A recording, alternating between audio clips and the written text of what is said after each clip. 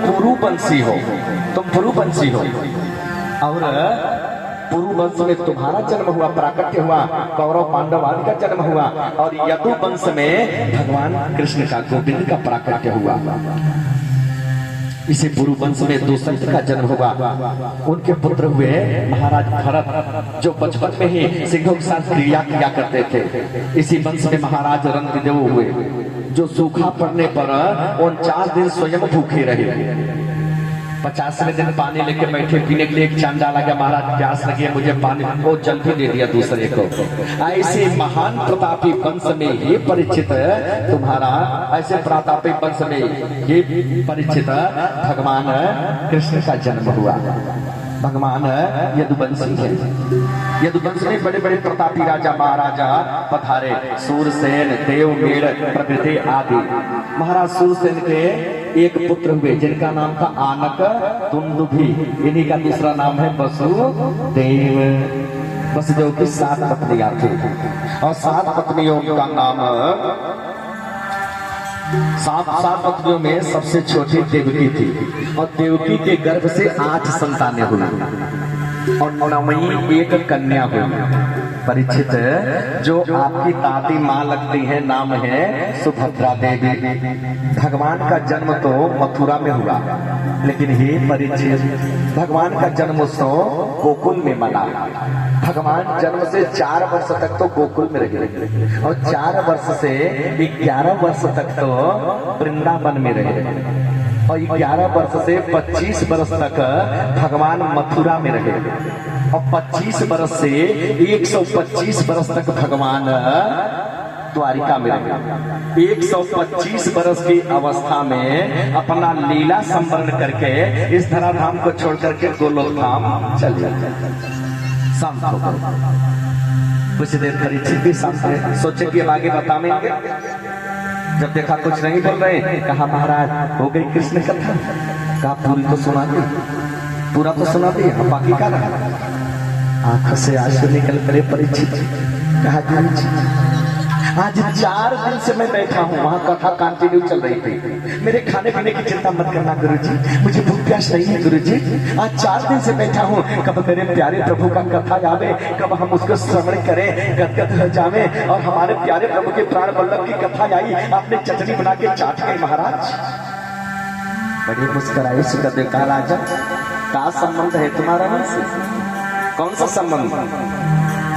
कहा मुझे लगता है कि इतना गहरा संबंध मेरा उनसे है, शायद वो न रहे होते तो आज मैं आपके सामने बैठ के भागवत जी की कथा में श्रवण करता रहता।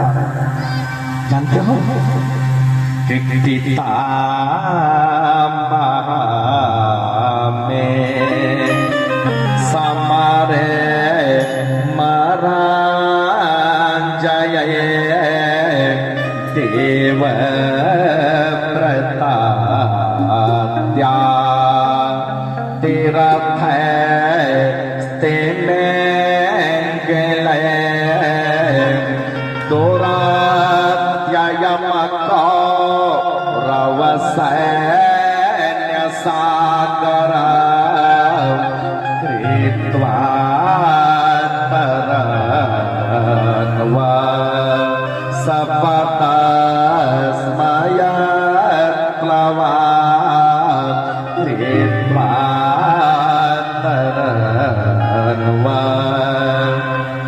उस गौरव शक्ति सागर में अरे बड़े बड़े ऐसे बच्चे थे कि मार दे पूछ से तो बड़ा बड़ा जहाज फाट जावे, डूब जावे।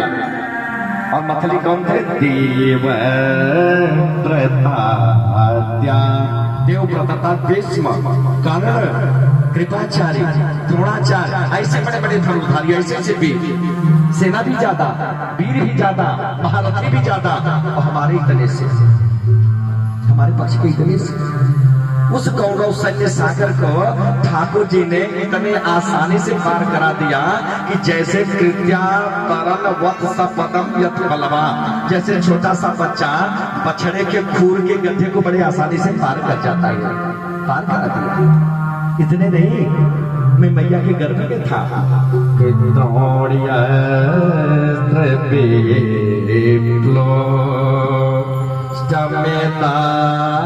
मदा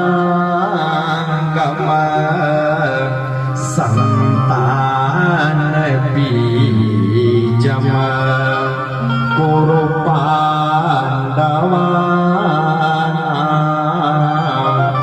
जो गोपे गोछे गता आत चक्रो मात चले शरणं गताया मातु चले। अरे मैं मैया के गर्भ में था। संतान बीजम गुरु पांडवाना, पांडवों के वंश में पानी देने वाला नहीं छोड़ूंगा इस भाव से द्रोणाचार्य का पुत्र अश्वत्थामा ने ब्रह्मास्त्र का प्रयोग मुझ पे कर दिया। उस समय जुगोपकुच्छी गतयात चक्रो। अब देखो, जब परीक्षित की रक्षा करने गए थे वहां कुंती महारानी स्थिति कर रही है तो वहां बता रहे गदा लेके घुमाते हुए गए थे और जो देखने वाला गवाह है वह करा गतयात चक्रो, हाथ में चक्र लेके आया। किसको माना जाए, गदा की चक्र? लेकिन नहीं, लेके तो गदा ही गए थे, चक्र लेके नहीं गए थे, गदा लेके गए थे। और गदा इतने जोर से घुमा रहे कि उस नन्हे से परिचित को लगा कि चक्र नाच रहा है। चक्र में लेकर के माता हमारे उनके शरण में गई तो कुच्छी में प्रवेश करके मेरी रक्षा करी महाराज।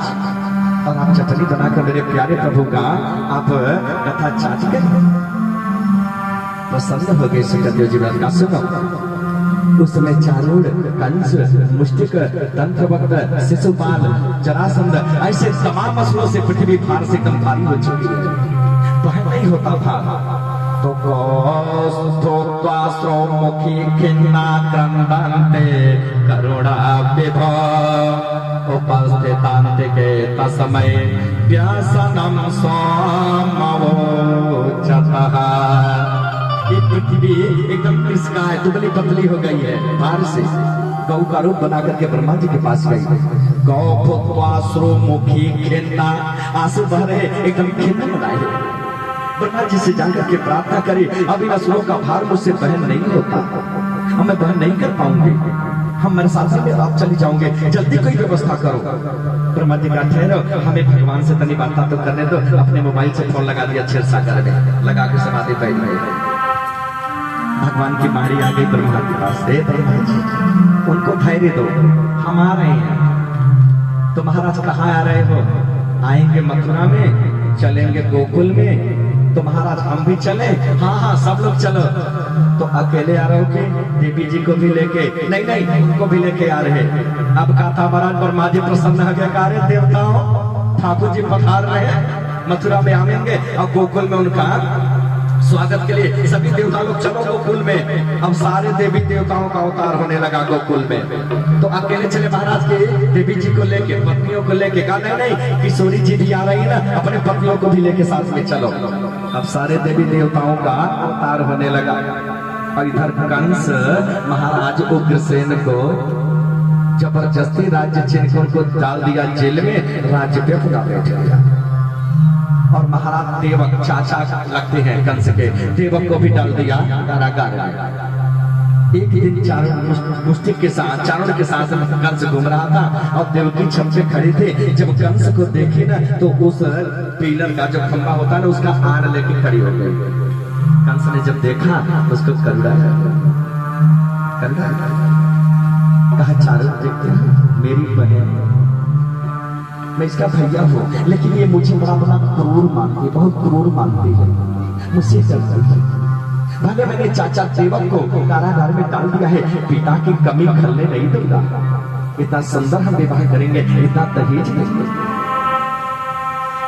जल्दी करो जा करके उस दिल से विवाह तय करके बारात आ रही है। बैंड बाजे के साथ बारात आई, विवाह हुआ। विवाह बाद कंस महाराजा और इतना अत्याचार कंस का बढ़ चुका है ना कि सारे संतों का भजन टूट गया है, समाधि टूट गई है, यज्ञ वेदियां पूज गई है। अब विवाह के समय विवाह हो गया, विदाई के समय बहुत सारा हाथी घोड़ा रथ दास दासी दिया।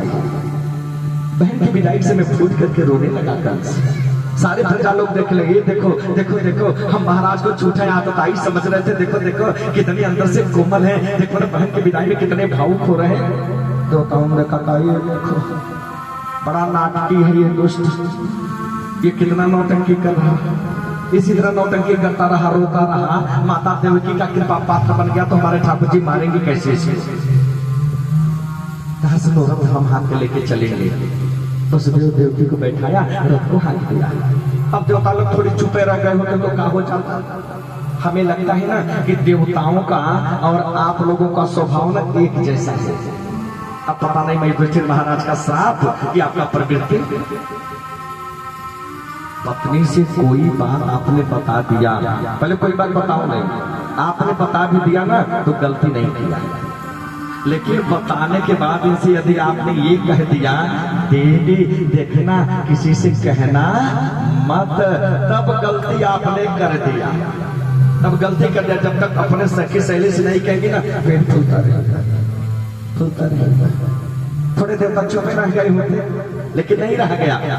कंस ने रथ को हाँक दिया, थोड़े दूर गए ही होंगे कि आकाशवाणी हो गई कि पथे प्रग्रहिणा कंस शरीरवा अस्यस्तामष्टमो गर्भो हंतायाम बाघसे। राजन हे कंस, बड़े प्यार से जिस बहन को पहुंचाने जा रहा है ना, अस्यस्त्वामष्टमो गर्भ, इसी बहन का 8वां गर्भ तेरा काल होगा। हंतायाम बहसे बुधम, तेरा काल होगा, तेरा वध करने वाला होगा। अब का था महाराज सारा प्रेम जाता रहा, सारी भावुकता चली गई। तुरंत चमचमाता तलवार खींचा और माता देवकी की लंबी चुटिया नई नवेली दुल्हन बनी है ना, हाथ में चुटिया लपेट के धाम दे खींचा से नीचे, धाम दे गिरी और माने के तब तक दौड़ करके वसुदेव जी ने हाथ पकड़ लिया। कहा राजा देवकी से तो कोई भय नहीं है, इसके गर्भ से भय है ना, कहा गारंटी है कि आज संतान होगा? बहुत समझाया नहीं माना। कहा राजन अरे जो जन्म लिया है उसकी मृत्यु निश्चित है।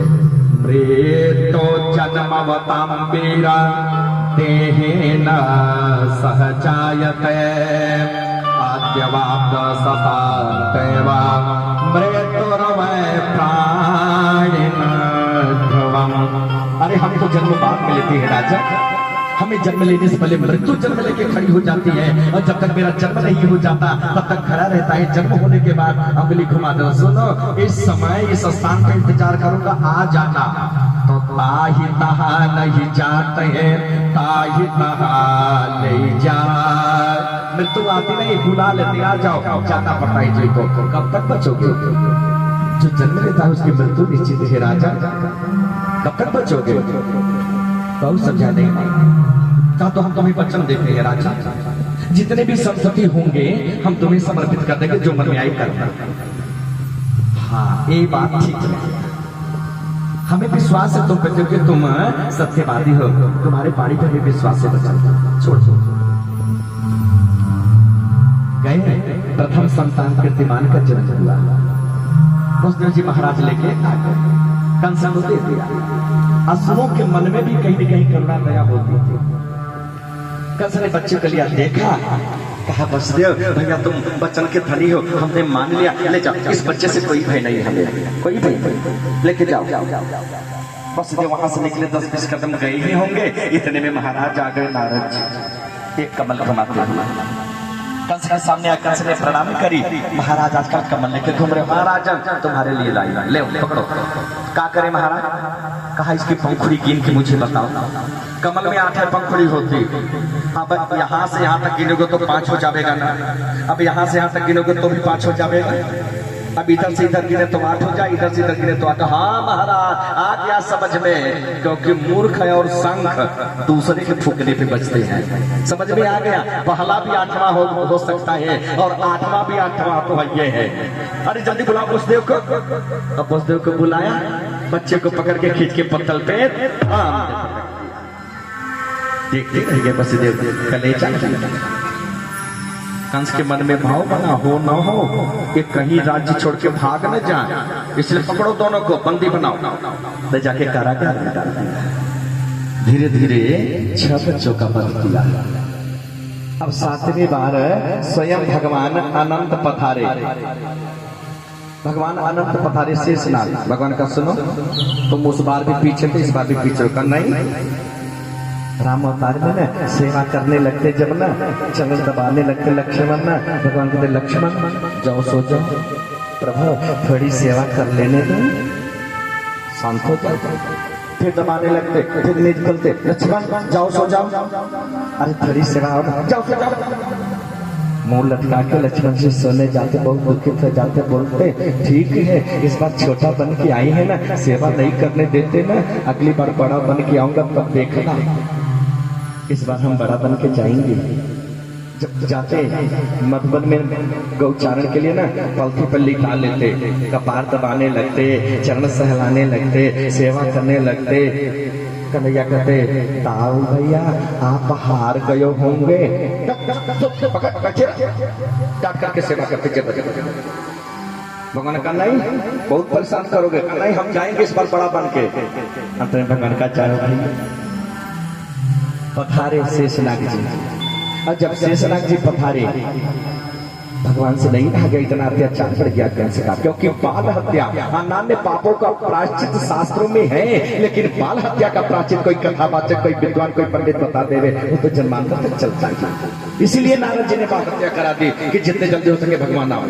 इसीलिए भगवान ने तुरंत अपनी योग माया को बुलाया कि गच्छते विप्रजम भद्र गोप गोपीरलंकृतमा रोहिणे वसुदेवस्य भार्यास्ते नंदगोकुले।